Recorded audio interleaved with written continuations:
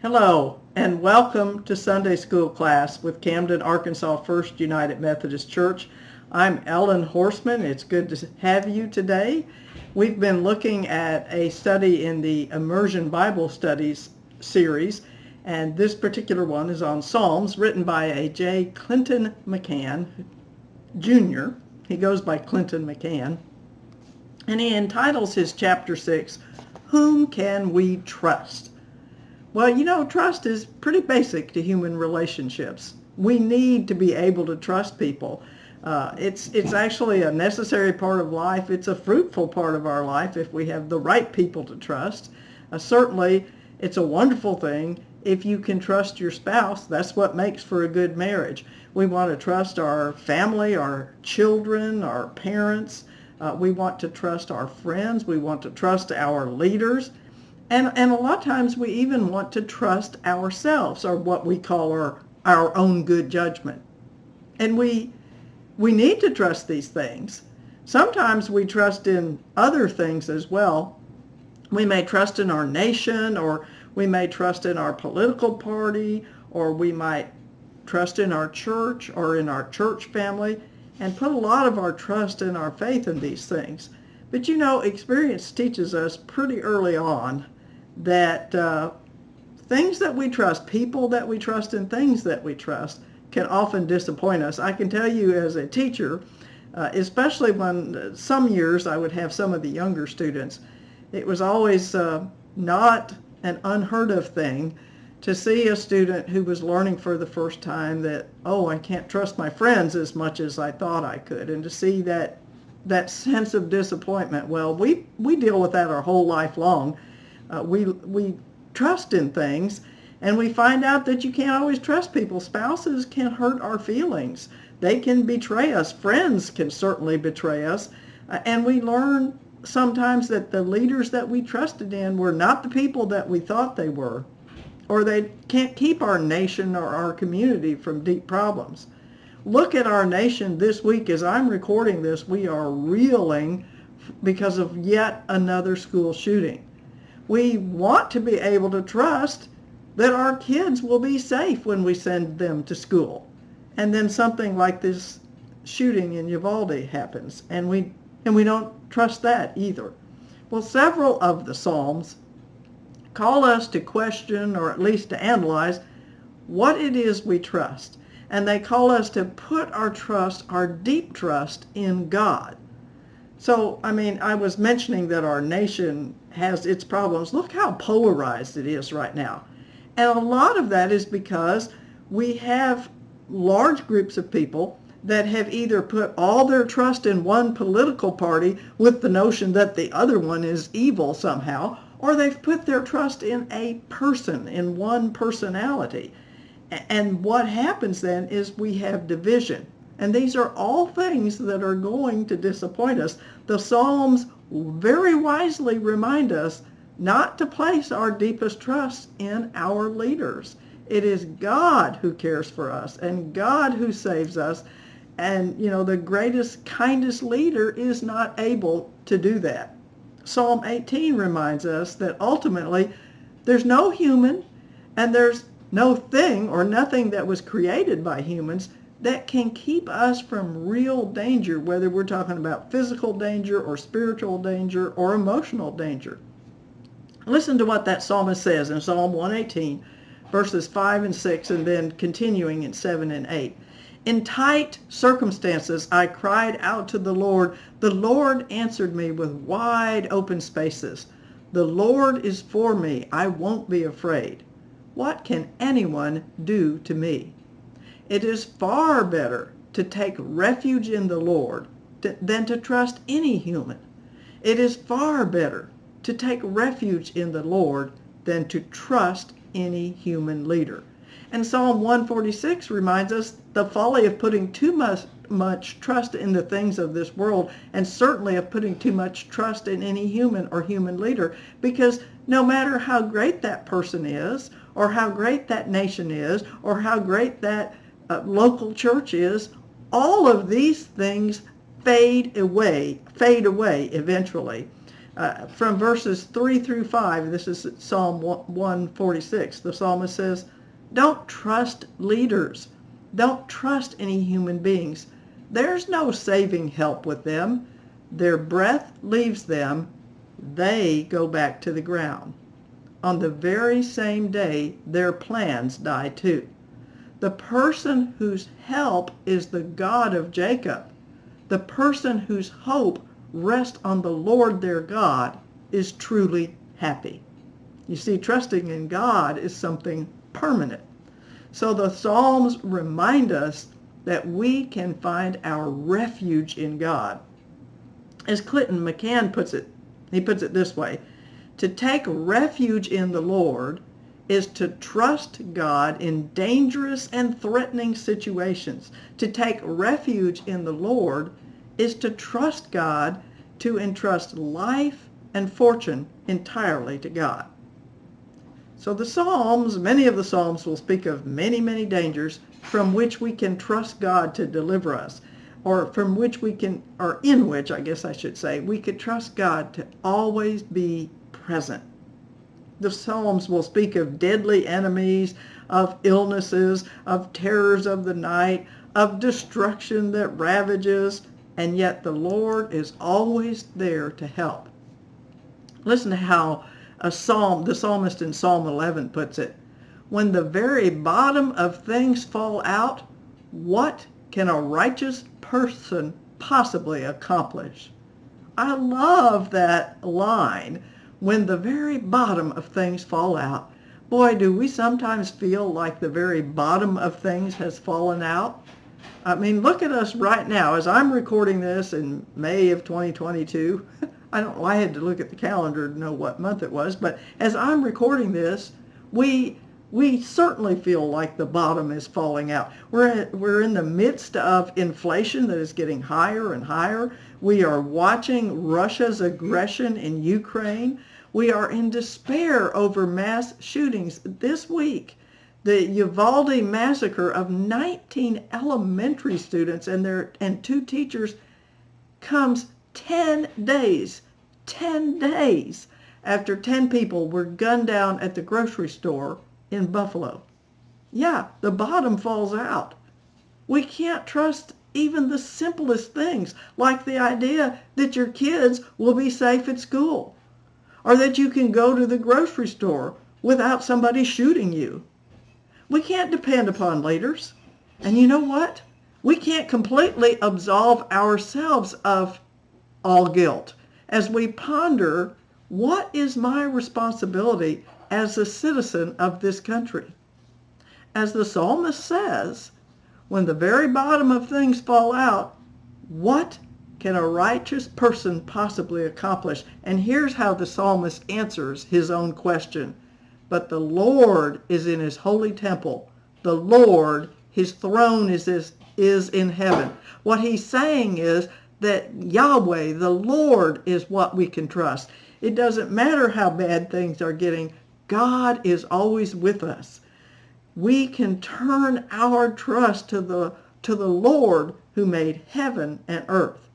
We're not going to escape all our problems. We're not going to escape from having problems. We're not going to escape from having disasters. We're not going to escape from depression and grief. But God, the Lord, is going to be with us because we can trust God to love us and to strengthen us and to get us through whatever we must face. As the psalmist says in Psalm 34, the righteous have many problems, but the Lord delivers them from every one. So, you know, I often take a psalm and try to apply it, or let me put that another way. I take one of the Psalms of trust as an example. So this week I got to thinking about Psalm 23. There are many beautiful Psalms of trust, but Psalm 23 is, of course, a familiar and beloved psalm. I thought about running away from it because it is so well known that one kind of fears treading in there, but here I go, I guess.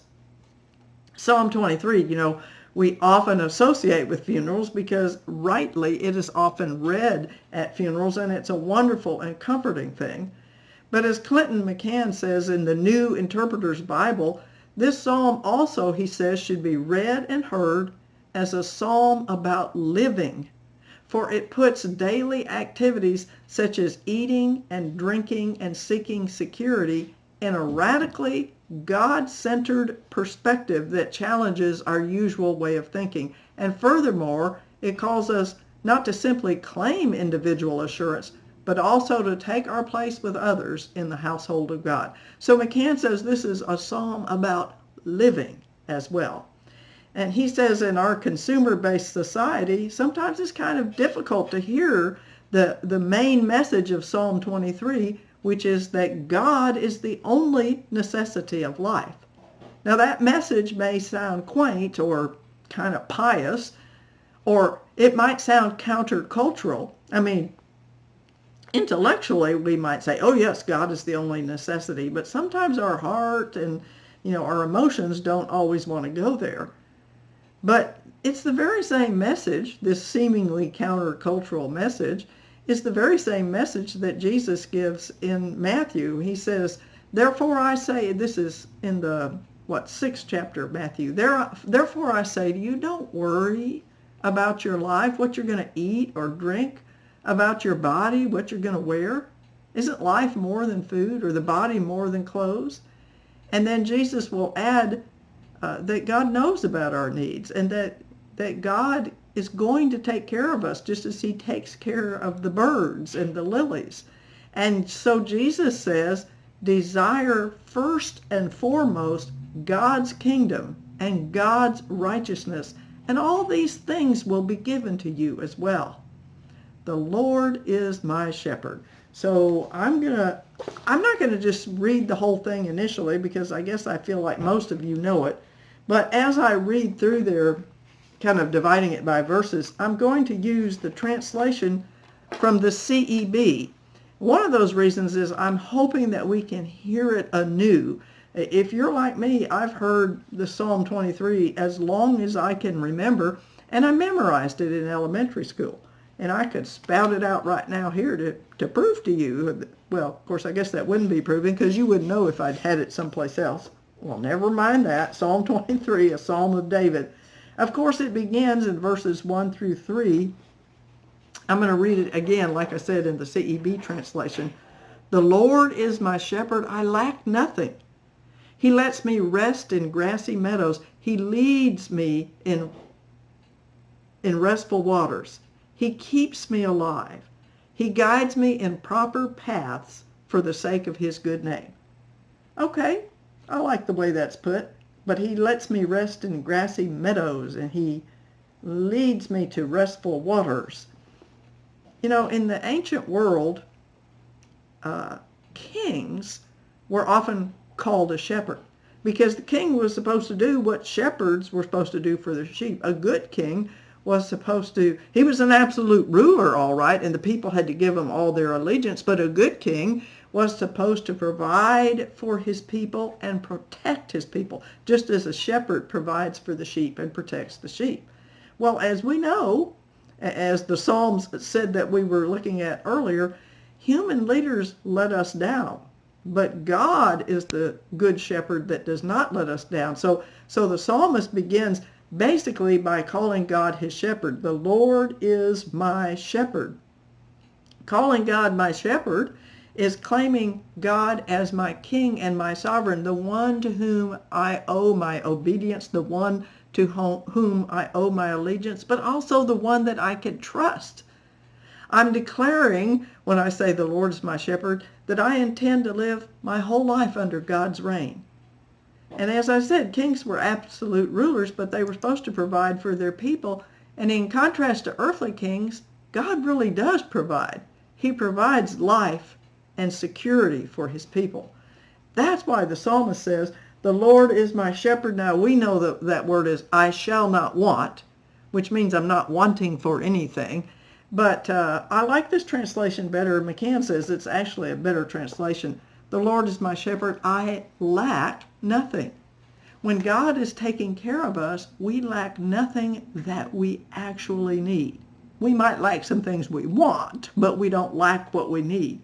And the images here that we usually associate with restfulness, he leads me to rest in grassy meadows, or let me see, he leads me to lie down in green pastures, I think is the way I learned it. He leads me to restful waters. This all sounds like peace and serenity, and I'm not saying that it's not, but there's more to it than that too. It is also primarily showing that God is keeping the psalmist alive. He's giving the psalmist what he needs for life. Because if you're a sheep, green pastures mean you have food to eat. If you're a sheep, restful waters means that you have water to drink. And being guided in the right path, or the proper path, means that the sheep is being kept from danger and being led to shelter. So the verse here that we usually hear as or the part of the verse that we usually hear as he restores my soul, is translated in the CEB as, where did it go? He guides me in the proper paths for the sake of his good name. He keeps me alive. I'm sorry, I got a little off there. The one that we normally hear as he restores my soul is more properly translated here in the CEB, he keeps me alive. It's not just that he restores my soul. Not that there's anything wrong with that, but the psalmist is saying God actually keeps me alive. Since God provides the food and the drink and the shelter for life, he keeps me alive. So that what the psalmist is saying is that my whole life depends solely on, only on God. God keeps me alive, and he says he does this and guides me for the sake of his good name. Well, what does that mean, the sake of his good name? To the ancient Israelites, a name was equal to somebody's fundamental character.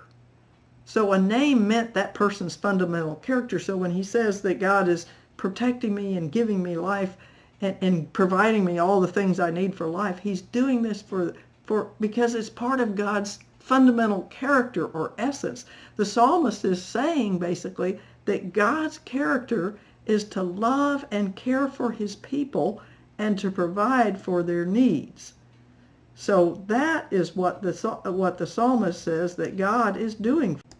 Okay, so let's look at verse 4, and I'll try not to get quite so muddle-mouthed as I did before.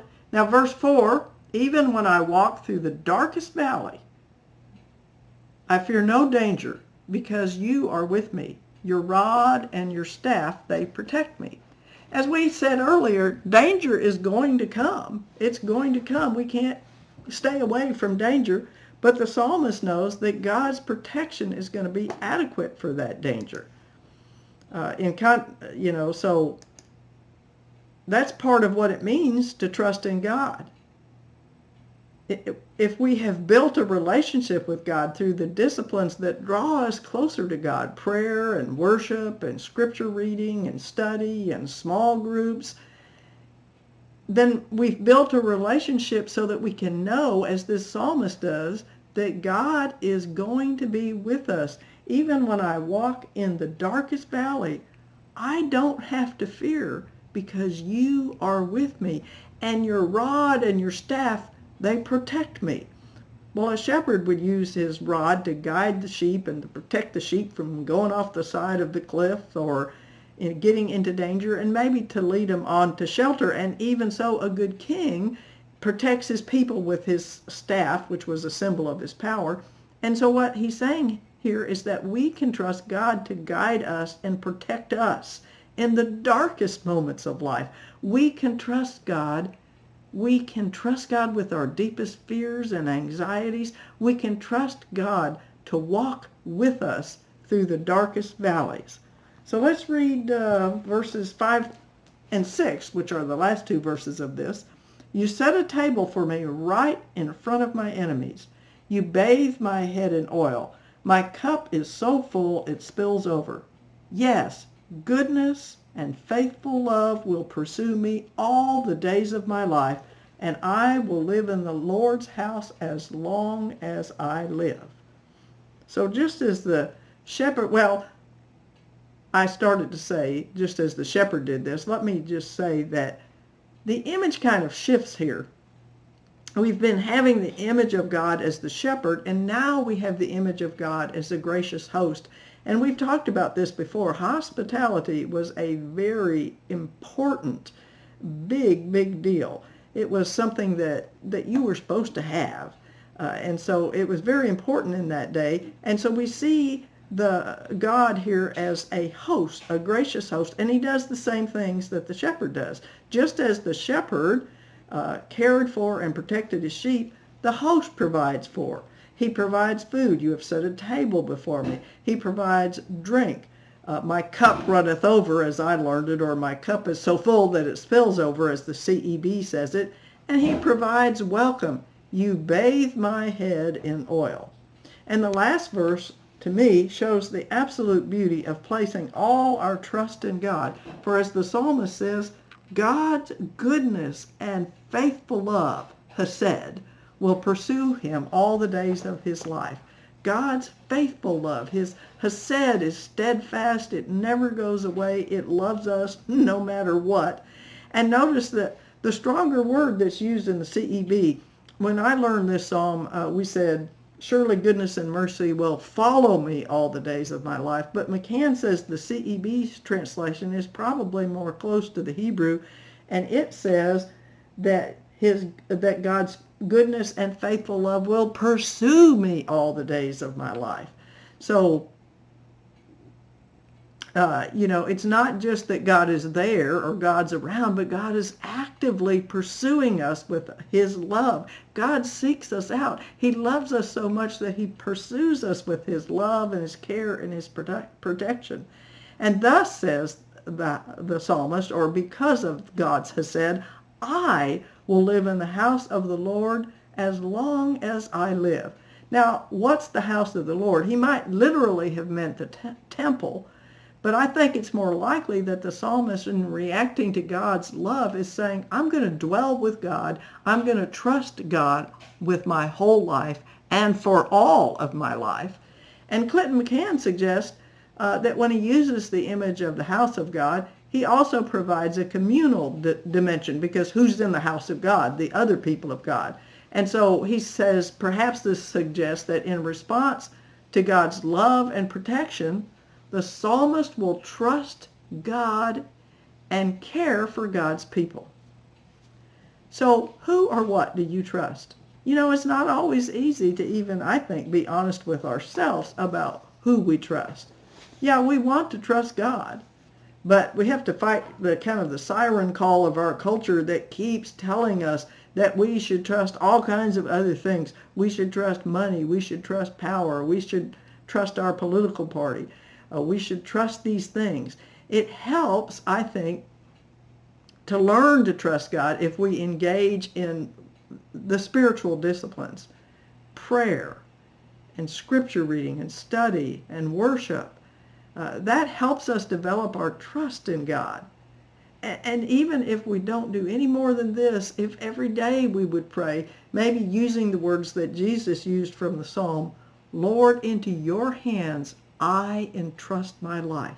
To place our trust in God can give us the kind of assurance that this psalmist in Psalm 23 had. And I think that's why we like that psalm so much, because it makes us remember that we can trust God and that God will provide for us and care for us like a good shepherd does. Well, let's end this discussion of trust. I thought that Clinton McCann did such a good job with it that I'm going to read what he says at the end of his chapter. In the face of human limitations and death's no to all human plans, to take refuge in God means to know God's goodness and faithful love pursue us no matter what. In the face of the pervasive temptation to be in control, to run things right, and usually to acquire more and more things, to trust daily that God provides what we need will mean that we are set free from the frantic striving and free to be content with enough. To reign as controller of our fate, to resign as controller of our fate may sound downright un-American, but in so doing, we may discover the truth that the Psalter affirms from the very outset. All who take refuge in the Lord are truly happy. My friends, I hope and pray that you will find an opportunity to take refuge in the Lord our God, because we can trust God with our very lives. God bless you all. Bye-bye.